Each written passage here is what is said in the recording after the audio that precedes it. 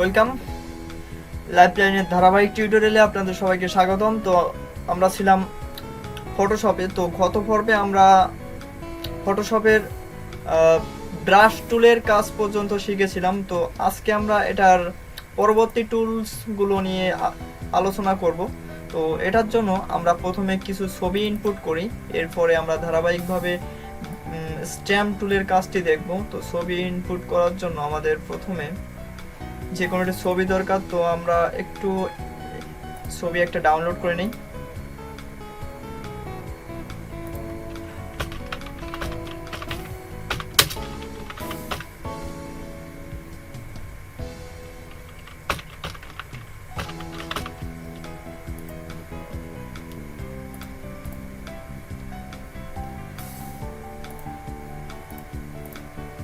Just এখান থেকে আমরা যে কোনো একটি ছবি নেই। আচ্ছা, এটা নিলাম উদাহরণস্বরূপ। Just hold.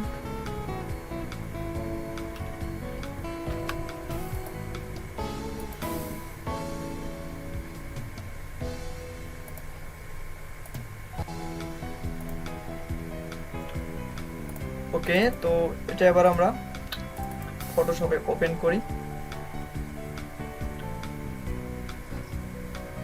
ওকে, এরপরে আরেকটি ইমেজ আমরা এখানে আনবো।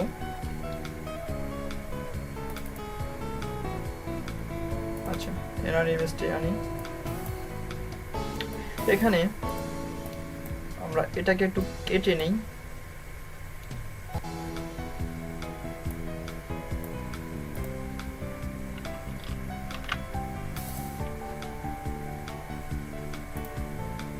এটা আমি কিভাবে কাটলাম এই বিষয়টা, এটা নেক্সট স্টেপ বোঝাচ্ছি। আমি জাস্ট একটি ছবি এখানে আপনাদেরকে দেখানোর জন্যই নিলাম। ওকে, এরপরে স্ট্যাম্প টুলের কাজটি আমরা আজকে বুঝবো। তো এই টুলটা আমরা জাস্ট সিলেক্ট করব। এরপরে এখানে এটা পিএনজি ফাইল, এটা নিয়ে এটাতে ঠিক স্ট্যাম্পের কাজটি হবে না। আমি আরেকটি ছবি এনে দেখাচ্ছি। আচ্ছা, এটাই আনলাম। ওকে, হ্যাঁ, এটা পারফেক্ট। আচ্ছা, এখান থেকে আমরা স্ট্যাম্প টুলটা সিলেক্ট করব। আমরা কিবোর্ড থেকে অল্টার প্রেস করব এবং এই জায়গা থেকে যে কোনো একটি জায়গা নিলাম। জাস্ট একবার দেখালেই বুঝতে পারবেন। এবং এখানে এটা আমরা একটু বড় করলাম। তো বড় করে এবার দেখেন, এটাকে বলা হয় ওয়াটার প্রিন্ট। তো আমরা যে কোনোভাবে এটা করতে পারি, অর্থাৎ এখান থেকে আমরা এটা কপি করলাম, অল্টার চেপে আমরা যে কোনো একটি জায়গা সিলেক্ট করলাম। উদাহরণস্বরূপ আমরা এই জায়গাটি সিলেক্ট করলাম। এরপর দেখেন যে আমি এখানে এটা পেস্ট করলাম। এরপরে একটি জাস্ট হচ্ছে ক্লিক করলেই হবে এবং আমি এটা যত মুছতে চেষ্টা করব ততই মুছবে। ওকে, এইভাবে এভাবে আমরা আমাদের প্রজেক্ট ভিত্তিক যে কোনো কিছুই আর কি বানাতে পারি। তো এটা গেল আমাদের ওয়াটার প্রিন্টের কাজ। আমি আশা করি এটা বুঝতে পারছেন আপনারা। এরপরে স্ট্যাম্প টুলের কাজটি তো গেল। এরপরে যেটা, এই টুলটা খুব বেশি ইউজ হয় না। এরপরে যেটা, সেটা হচ্ছে ক্রপ টুল অর্থাৎ ইরেজ টুল। এই ইরেজ টুলের কাজটি সাধারণত কিভাবে করতে হয়, ইরেজ টুলটা আমি হচ্ছে প্রথমে যেটা সিলেক্ট করলাম ইরেজ টুল এখানে। তো মনে করেন যে আমি এখানে কি করলাম, আমাদের ব্যাকগ্রাউন্ডটা কোথায় ছিল, এটা ছিল আমাদের ব্যাকগ্রাউন্ড। তো এখান থেকে আমি ছবিটা এখানে নিলাম। এখানে নিলে তো এই সাদা ব্যাকগ্রাউন্ডটা সহ কিন্তু এখানে চলে আসছে, কিন্তু আমি চাচ্ছি যে সাদা ব্যাকগ্রাউন্ডটা আনবো না। এই ক্ষেত্রে আমরা কি করব, আমরা এখান থেকে ইরেজ করতে পারি। সুতরাং এখান থেকে আমরা সিলেক্ট করব ইরেজ, দেন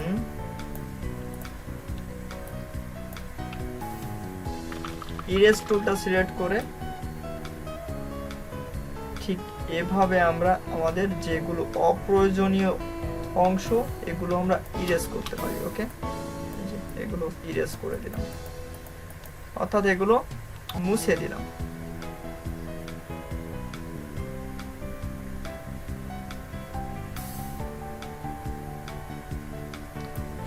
ওকে, দেন এবার আমরা মুভ টুল নিলাম, এটা এখানে আনলাম, এবার দেখেন এটা কিন্তু ওটা মুছে চলে আসে। আচ্ছা, এগুলো কিন্তু আমাদের এক্সাক্ট হয়নি, এখানে দেখেন মানে নিখুঁত হয়নি, কিন্তু এগুলো আমাদেরকে ধীরে সুস্থে সবকিছু কেটে একদম নিখুঁত করতে হবে। আচ্ছা, এরপরে আমি ছবিটা একটু রিভার্ট করি। আচ্ছা, এখান থেকে এটা আমি নিয়েছিলাম হচ্ছে ইরেজার টুল, এরপরে আমি যেটা নিব সেটা হচ্ছে ম্যাজিক ইরেজার টুল। এবার দেখেন এখানে সত্যি একটি ম্যাজিকের ব্যাপার, একটি ক্লিক করব সব কিছু মুছে যাবে। এবার দেখেন যে এক ক্লিকে আমার কাজ শেষ। ওকে,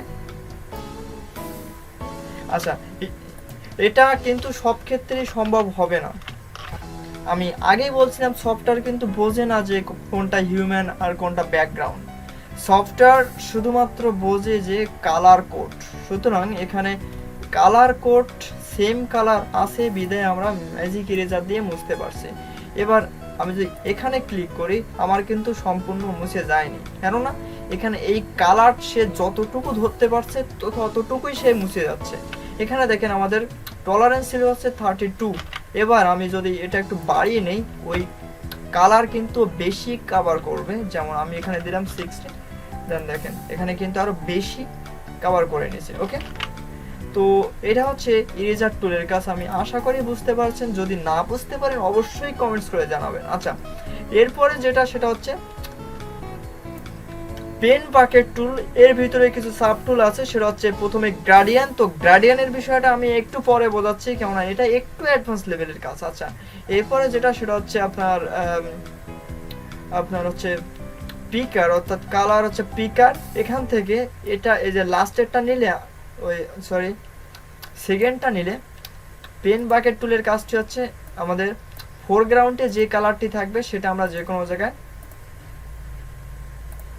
ড্রপ করতে পারি। এই কালারটি জাস্ট একটি ক্লিক দিব, এও কিন্তু কালার অনুযায়ী বসবে। ওকে, আচ্ছা না বুঝতে পারলে বলবেন, এবং back space control Z.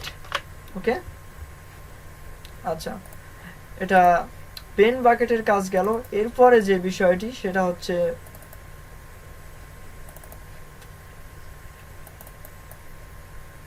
Blur টুল।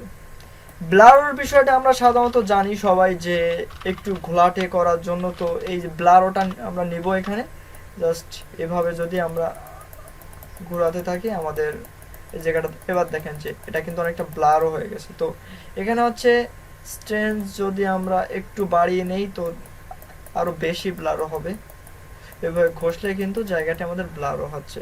ওকে, এরপরে যেটা সেটা হচ্ছে এই টুলটাকে নিয়ে আমরা দেখেন যে ট্রান্সফার করতে পারি। সুতরাং এটাও এক প্রকার ব্লারও, তো এটা খুব বেশি প্রয়োজন হয় না, কিন্তু এটা অনেক ক্ষেত্রে প্রয়োজন হয়। স্ন্যাপ টুল, এটার কাজটা দেখেন যে আমরা যে কোনোভাবে আমাদের প্রজেক্ট ভিত্তিক এভাবে বিভিন্ন রকম কাজ করতে পারি।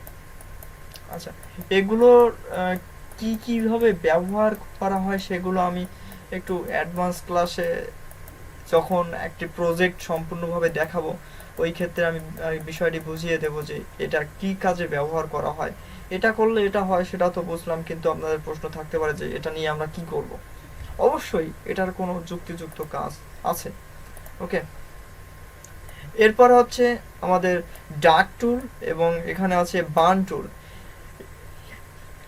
এই টুলসটার ভেতরে এই দুইটা সব থেকে বেশি প্রয়োজন হয় আপনার ডার্ক টুল এবং বার্ন টুল। তো এটার কাজটি ডার্ক টুল, আপনি দেখেন যে এখানে ডার্ক টুলের কাজটি হচ্ছে আমাদের নির্দিষ্ট কোনো জায়গার অপাসিটি বাড়ানো। সুতরাং এখানে মনে করেন আমার অপাসিটি বাড়াতে হবে, সুতরাং জাস্ট ক্লিক দিলেন, এই দেখেন লাইটটা বেড়ে যাচ্ছে।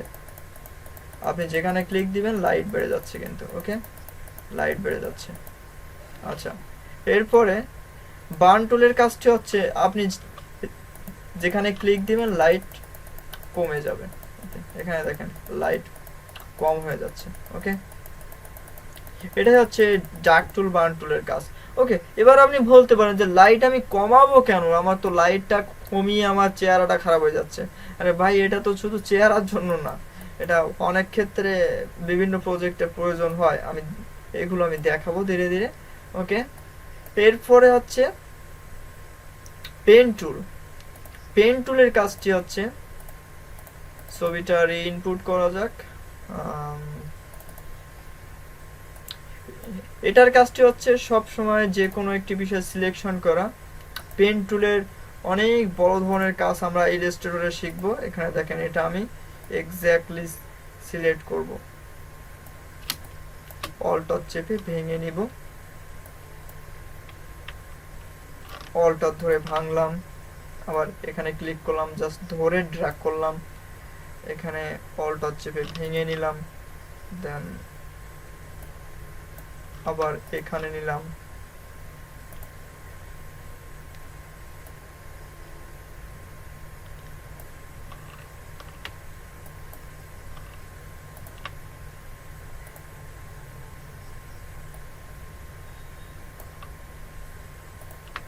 ওকে।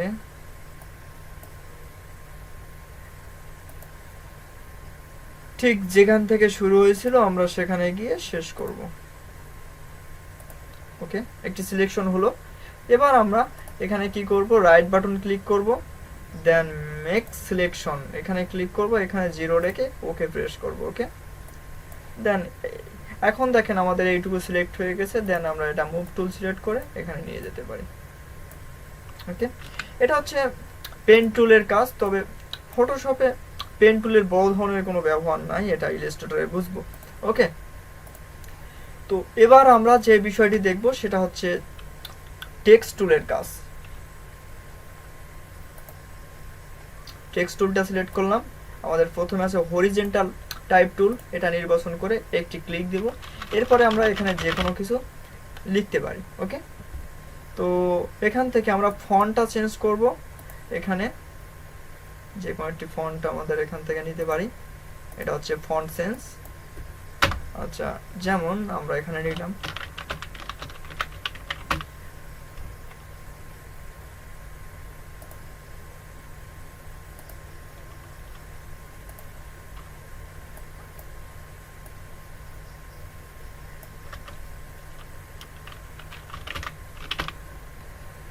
ওকে। এবার আমরা এটাকে ধরে ট্রান্সফার করতে পারি এবং এটা হচ্ছে মুভ টুল সিলেক্ট থাকা অবস্থায় আমরা যে কোনো জায়গায় নিয়ে যেতে পারি। এটাকে যদি আমরা আবার রিটাইপ করতে চাই, এক্ষেত্রে আবারও টেক্সট টুলটা সিলেক্ট করতে হবে, এই বরাবর এদের মাঝখানে যে কোনো একটি জায়গায় ক্লিক করতে হবে, এরপরে আমাদের এটা সিলেকশন হবে। ওকে, এরপরে কিন্তু আমরা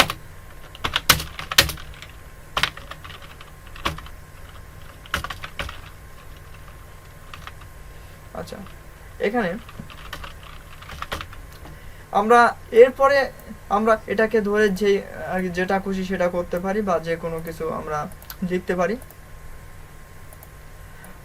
এখন এটাকে আমরা জাস্ট এভাবে আর ব্লক দিয়ে আমরা ব্যাক স্পেস দিয়ে এটা মুছে ফেলতে পারি। আবার লিখলাম, এরপরে দেখেন আবার মুভ টুল সিলেক্ট করলাম। দেন এটা যদি আমরা বড় ছোট করতে চাই আমরা এক পর্যায়ে এটা করতে পারি যে এটা সম্পূর্ণভাবে সিলেক্ট করে এখান থেকে ফন্ট পরিবর্তন করতে পারি, সেটা তো বুঝলাম। এরপরে যেটা সেটা হচ্ছে এখান থেকে আমাদের বোল্ড এবং ইটালিক করতে পারি। এটা হচ্ছে টেক্সট সাইজ, এখান থেকে যে কোনো প্রকার সাইজ নিতে পারি।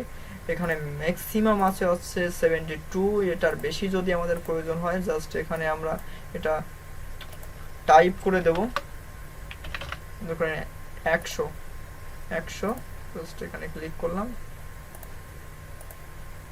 সরি ওখানে 11 হয়ে গেছে।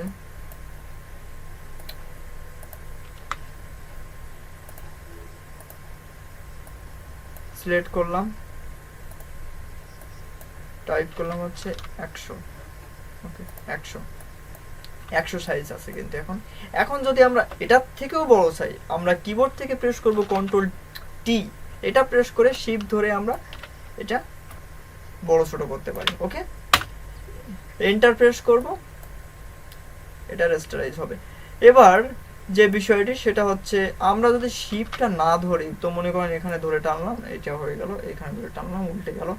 শিফটটা না ধরলে এরকম হবে, যদি আমরা শিফট ধরি সেটা সত্ত্বেও যদি এভাবে করি হবে না, আমাদেরকে শিফট ধরে কোণা ধরে ড্র্যাগ করতে হবে এই ক্ষেত্রে আমাদের সাইজটা ওকে থাকবে, এটাই হচ্ছে ব্যাপার। এরপরে যদি আমরা এটার কালার পরিবর্তন করতে চাই, আবারও এটি ক্লিক করে এটা সিলেক্ট করতে হবে। এখান থেকে আমরা যে কোনো একটি কালার নিব, দেন ওকে প্রেস করব।